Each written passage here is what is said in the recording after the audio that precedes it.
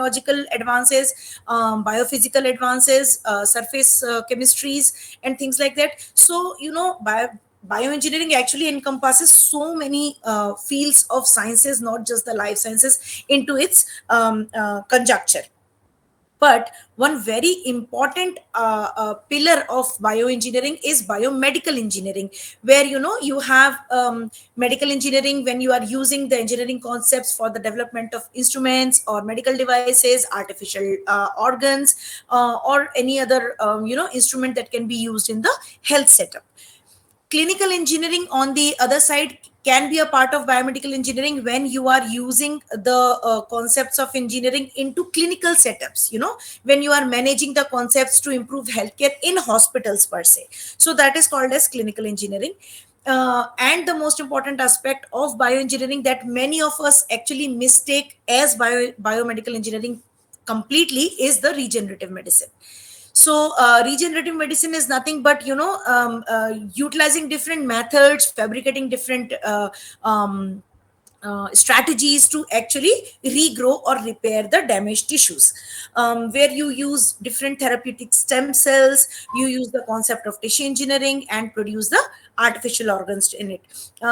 We can also make permanently damaged organs work again when we are using this regenerative medicine. So tissue engineering is some way or the other a part of regenerative therapy. So this regenerative medicine is nothing but most emerging branch in the field of medical sciences, where we can deal with functional restoration of all the tissues and organs, and alleviate the pain or suffering of patients who are actually suffering from severe injuries or maybe chronic diseases. And it is sometimes also mistermed as cell therapy, but no, regenerative therapy is not just cell therapy. It is actually a combination of both cell therapy as well as tissue engineering. So these terms may be slightly confusing for people who are actually not working in these fields. So I want to slightly elaborate on these terms.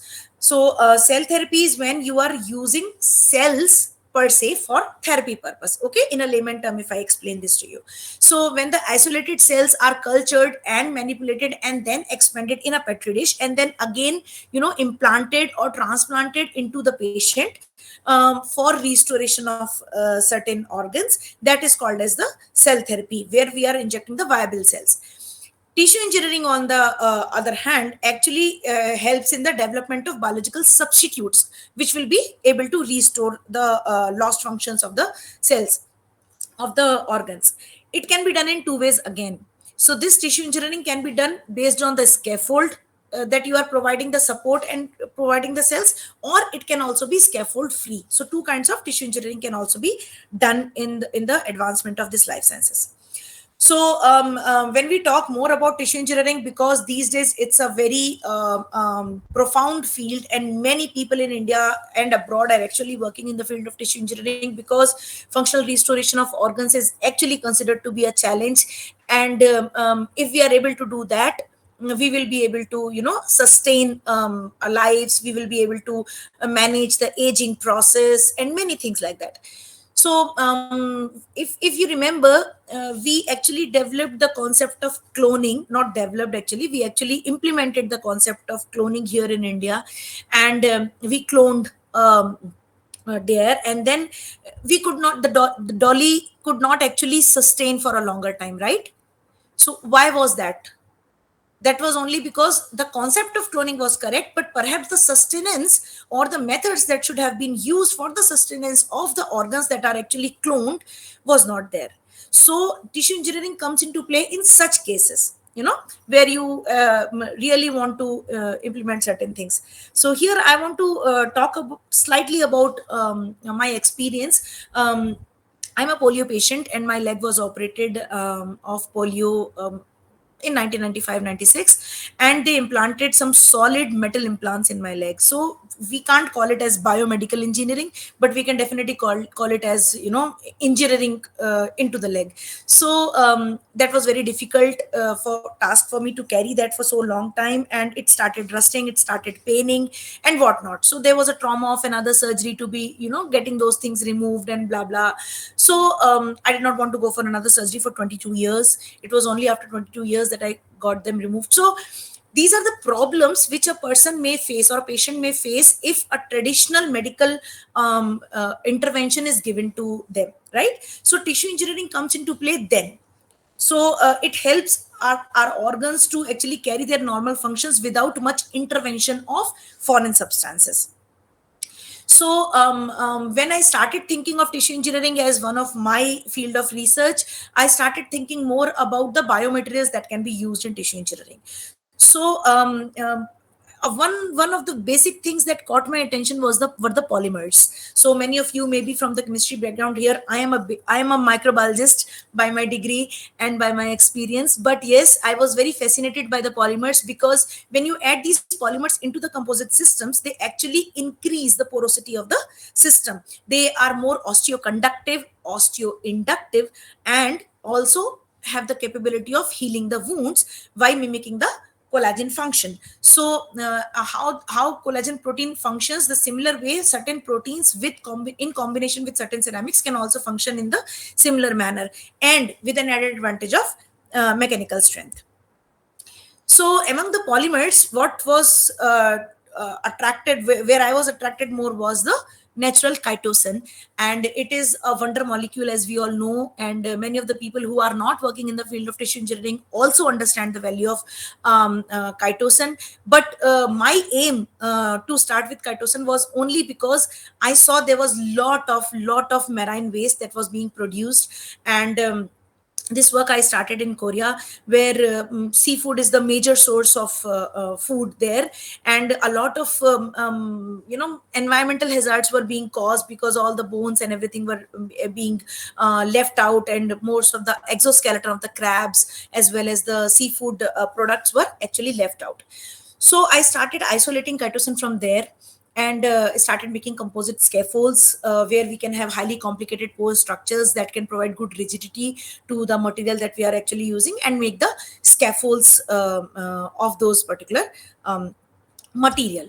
So I isolated chitosan from marine sources through decalcification and deproteination using HCl and NaOH, and then finally the deacetylation with hot NaOH, and procuring the pure chitosan from there.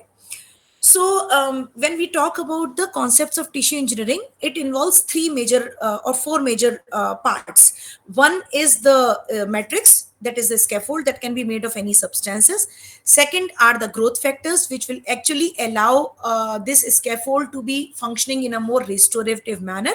And third are the cells, which will actually be helping the other cells to grow, or maybe secreting certain substances which the other cells can uptake and then help in the growth.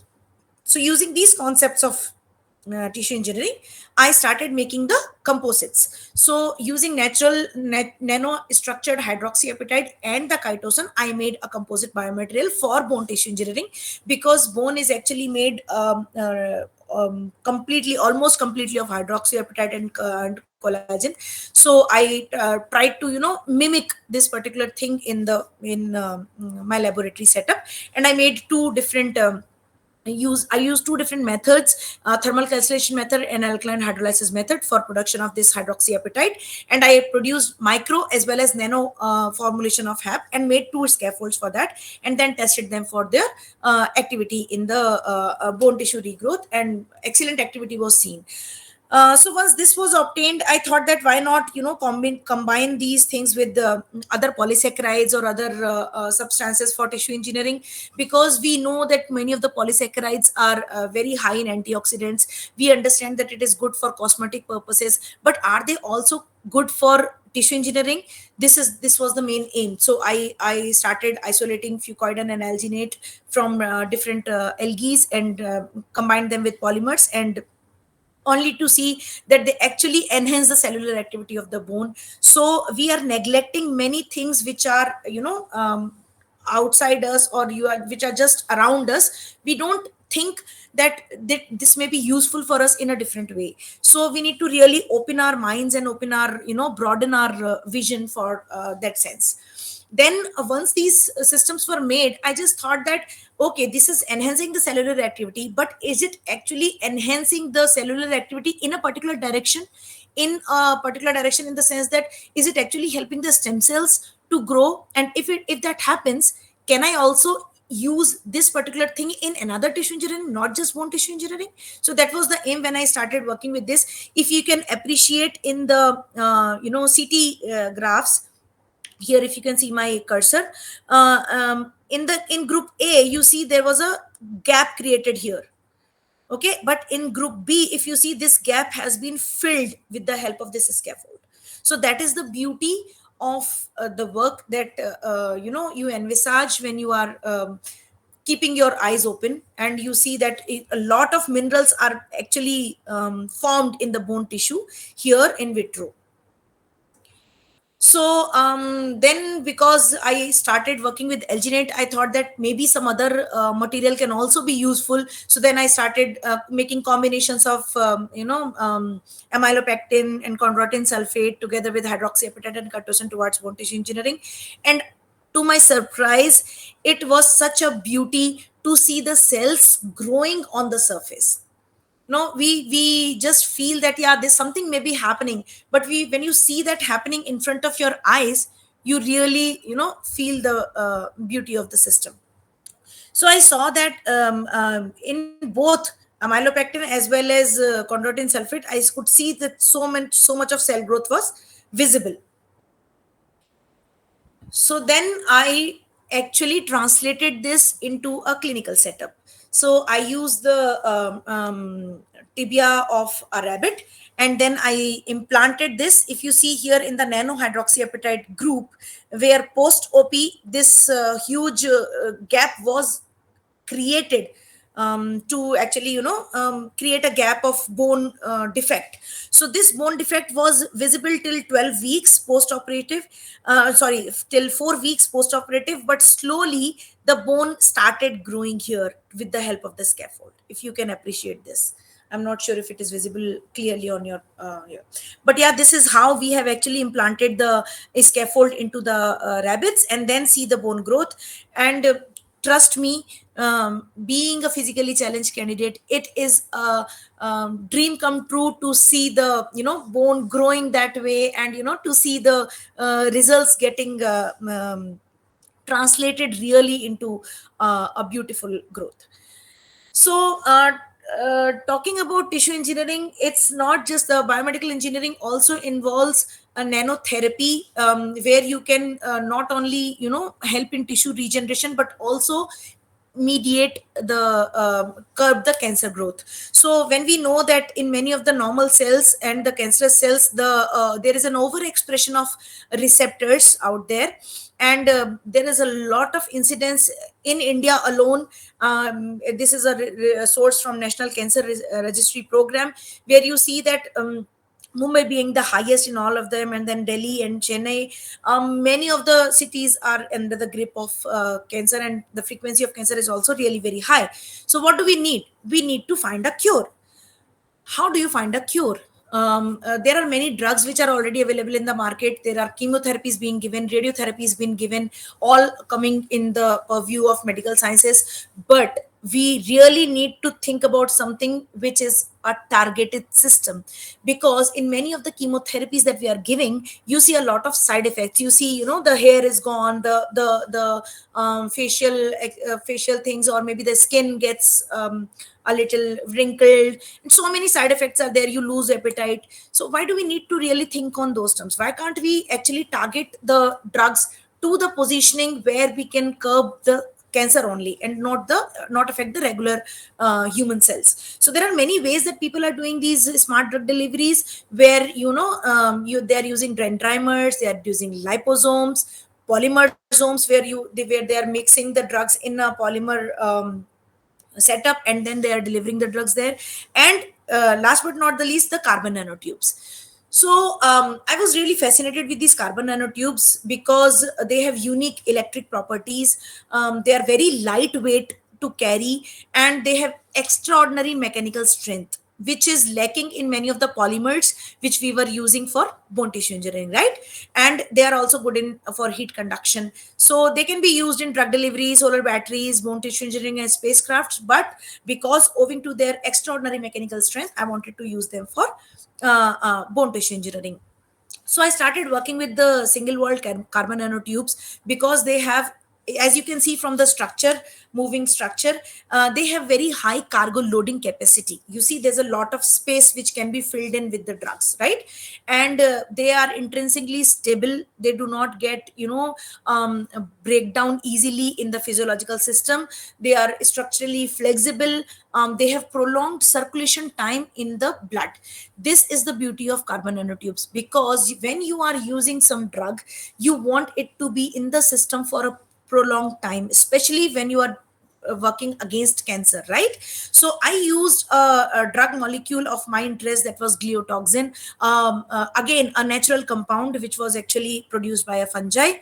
It is not a synthesized compound. So the inspiration was to make these single wall carbon nanotube mediated, gliotoxin loaded drug delivery vehicles, which can be decorated with the targeting molecules, and these can be delivered directly to the cancer cells for effective and efficient cytotoxicity.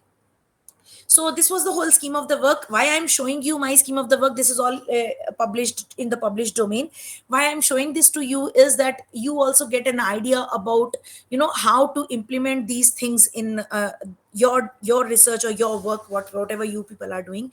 So I use the carbon nanotubes, functionalize them, acid functionalize them with the COH group, and then I coated them with keto oligosaccharide, again the polymer, because I wanted to make them more, I wanted to make them more biocompatible. And then I loaded this drug of mine in the cargo and decorated this with three different molecules: folic acid for the folate receptor on cancers, p53 antibody for the p53 protein that is being overexpressed.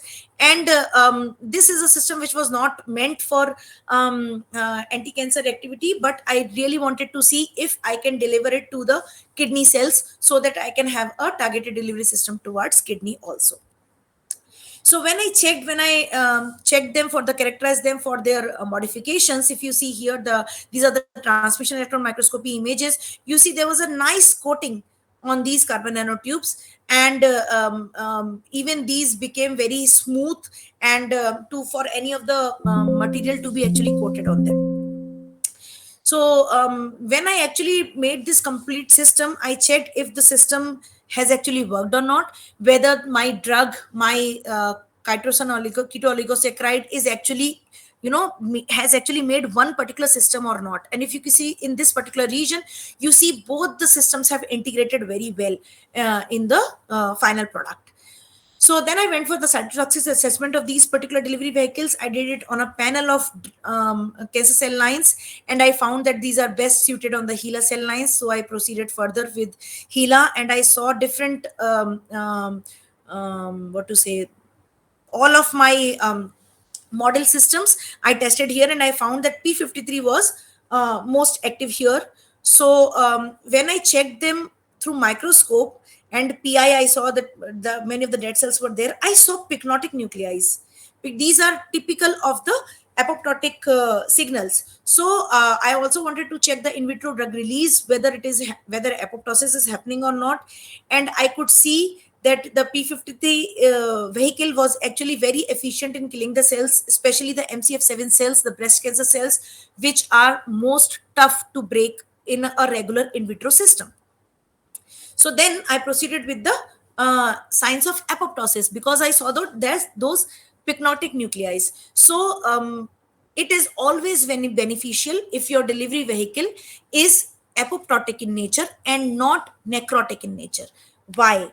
Because if it is necrotic in nature, then it will kill maximum number of cells. But if it is apoptotic in nature, it will be choosing the cells which are hyperactive, and it will be killing those cells which we need for the targeted cancer drug delivery, right?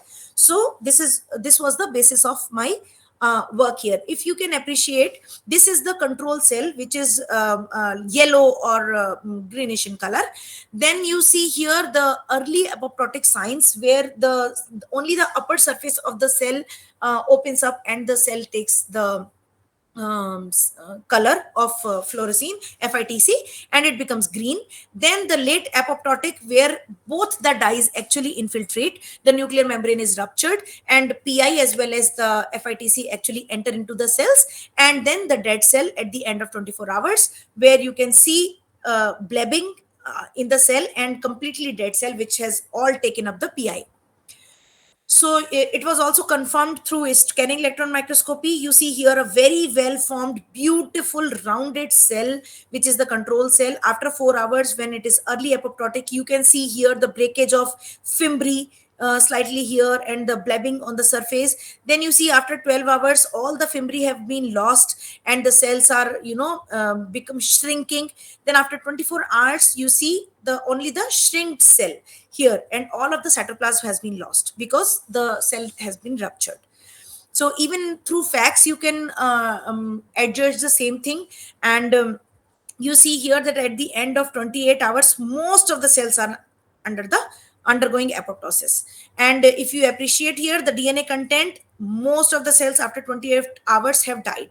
So it is a very potent anti-cancer vehicle that can be designed, and of course implying the engineering concepts to biomedical sciences. If we are talking about engineering concepts, gold nanoparticles have to be talked about.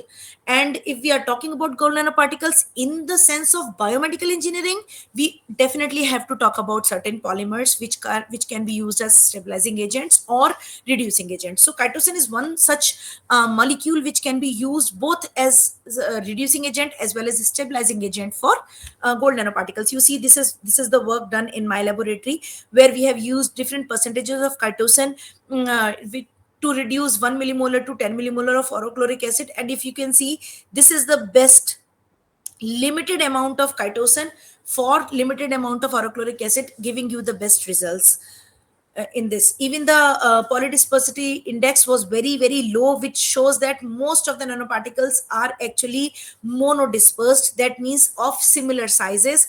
And if slightly fine tuning, if you see here, I don't know if you can see it clearly. Yes, I think you can. This is 1 nanometer in size. So even less than 1 nanometer in size also we can prepare through this method with the help of chitosan. So now when you have prepared it with the help of chitosan, why do I need to prepare it with the help of chitosan? Because I really need to use it into medical sciences. I really need to use it into healthcare systems. So for using it into healthcare systems, I need to directly conjugate them to antibodies. Okay. So for using them with antibodies, I actually stabilized the gold nanoparticles with the help of chitosan. And then I used antibodies to be conjugated on this gold nanoparticle system. If you see here, the size of these gold nanoparticles were less than 50 nanometers. But when I conjugated it with the antibodies, because the antibodies are bigger and heavier molecules, the size increased to 100 nanometers. So this is one way of really finding out whether your conjugation has happened or not. Then okay, antibodies are there on my gold nanoparticles, and now how can I use them?